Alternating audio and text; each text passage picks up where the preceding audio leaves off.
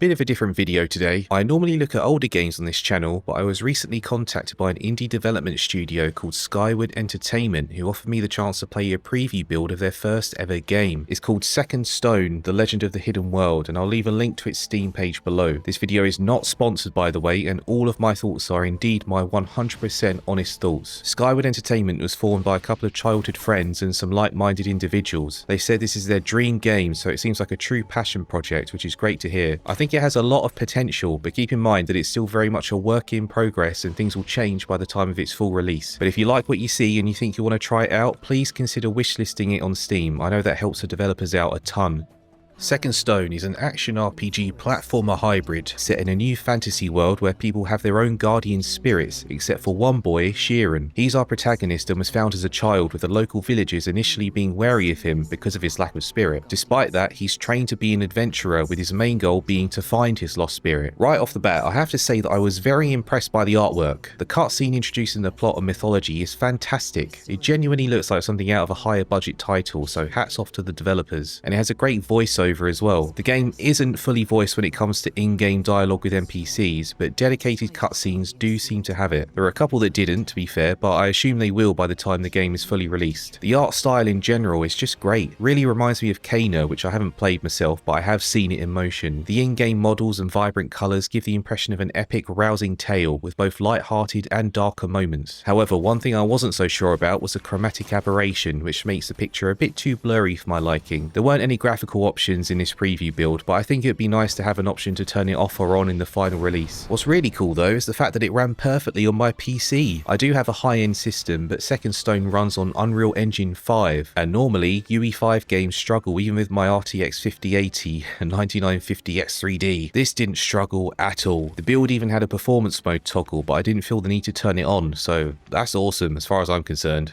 But how does a game actually play? Well, it has an overhead camera with a mix of platforming and combat. The developers say they were inspired by 90s classics, and as a 90s kid, I appreciate that. It doesn't have the most complicated platforming of all time, but it's fun enough for the type of game that it is. At first, I thought the jumping and movement in general were a bit floaty, but I got used to it. The main meat of the game is the combat. You have a choice of weapons, including a longsword, twin blade, bow and greatsword, and a magic gauntlet on your other hand. All of these can be augmented with mana stones, which are elemental stones you find by breaking large crystals. Mana stones can be attached to your gauntlet or weapons to change your attacks and set up potential combos. For example, by attaching a fire mana stone to your gauntlet, you'll be able to shoot fire, and if you attach the same type of mana stone to your longsword, it will be covered in flame. If you attach a mana stone to your armor, you'll gain more resistance to that elemental type. Even cooler is that elements interact with each other. If you attach a water mana stone to your gauntlet and an electric mana stone to your weapon, you can dampen an enemy and then electrocute them for increased damage. It's great fun figuring out the best combos for each enemy. Mana stones can also increase certain stats like your strength, health or defense. If you're particularly attached to one mana stone, you can upgrade it by combining it with other mana stones to raise its experience, and when it gets more powerful, it unlocks more attack options. Now, one issue with the preview build is that by the end of it, I'd managed to make Sheeran so powerful that he was literally 3-shot in boss fights, but the developers say they're still balancing things, so it shouldn't be like that in the final game. It was really satisfying being an unstoppable machine though. To dodge attacks and get around the world quicker, Sheeran has a cool dash, but I wish there was a sprint option as well. I feel like that would be more comfortable than constantly pressing the B button on my Xbox controller. I also thought weapon animations lasted a bit too long for comfort and were kind of slow, but then I found the blacksmith in the village hub and I managed to upgrade my longsword so that each swing of the blade was faster. To do so, you need to find a bunch of resources, which you get by exploring the world and opening treasure chests. There are so many chests in this game, and I think that's good because it means there's usually something of value around every corner.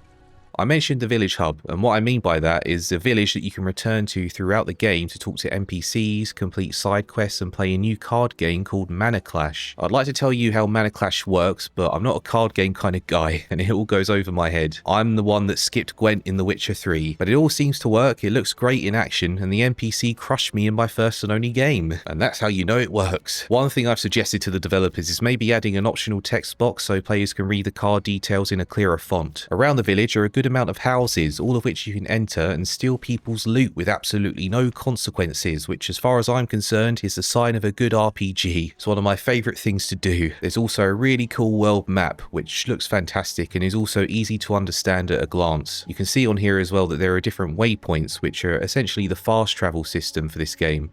Now, the developers said they were inspired by 90s platformers, and at first I was a bit confused, but then I encountered power beads. These are items you can slot into something called the Astral Tablet, which is basically your skill point system. There are 3 types of beads with different levels of effectiveness. If you want to increase a skill's potency, you can insert a more powerful bead, and you can also switch out beads at any time. But the platformer inspiration comes from how these beads are scattered throughout the world. Some of them are obtained by completing platforming sections and puzzles, others are purchasable from merchants, and the rest are gained from defeating enemies. It feels a bit like collecting jiggies in Banjo-Kazooie, but with an action RPG slant. I like it because for an RPG to work, you need to reward the player on a consistent basis. Power beads are a great way to do that, and when you combine them with all the treasure chests, mana stones and weapon upgrades, there's quite a bit here to keep players coming back, in addition to the story. I've got to talk about the Shrouded World though. This is one of the biggest mechanics in the game. It's a whole different plane of existence that you enter and exit through portals, and it's covered in darkness. It's a bit like the Dark World from The Legend of Zelda: A Link to the Past, but it's also a mirror version of the Light World, so any landmarks are flipped. The Shrouded World is filled with enemies you can't easily defeat due to the darkness shielding them, but then you discover these trees that cloak Sheeran in some kind of radiance. With that radiance, he can dispel the darkness around enemies and then defeat them, but most of these trees don't work until you activate a corresponding tree in the Light World. So the more you find and activate in the Light World, the easier it is to explore the Shrouded World. It's a really cool system that I'm interested to see more of in the final game. The Shrouded World is also interesting from a story perspective, but I won't say anything more than that because I don't want to give away spoilers. Just know that it piqued my interest and made me want to find out how everything connects.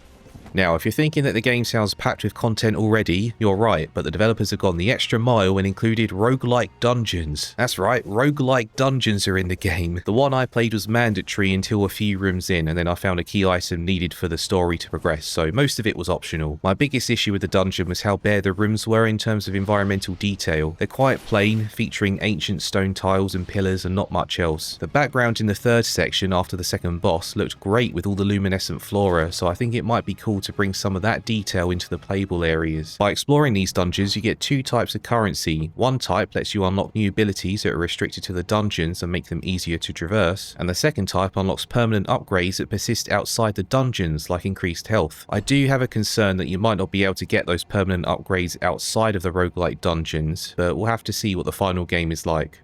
If you're wondering how long the game is, I did ask the developers how long it would take to go through the main story in a casual first playthrough, and they said they're aiming for 15 to 20 hours, which I think is a pretty decent length for a game like this. Lastly, the music is beautiful. It's got an ethereal vibe when exploring and gets suitably action-packed when you find yourself in the middle of a fight. It's really great stuff. Overall, I enjoyed my time with Second Stone, and I hope you can see why I think it has a lot of potential. The combat is fun and allows for so much experimentation, the platforming and collecting encourages exploration, and the story genuinely intrigued me from what little I managed to uncover. Again, I have to stress that this is all a work in progress, but if you like what you've seen, be sure to wishlist it on Steam. Thank you so much to Skyward Entertainment for giving me the opportunity to check out the game early. You've been so lovely to talk to, and I really hope development continues to go well. I can't wait to see what the final version of the game is like. Lastly, I hope you're all having a great day or night, wherever or whenever you are, and I will see you in the next video.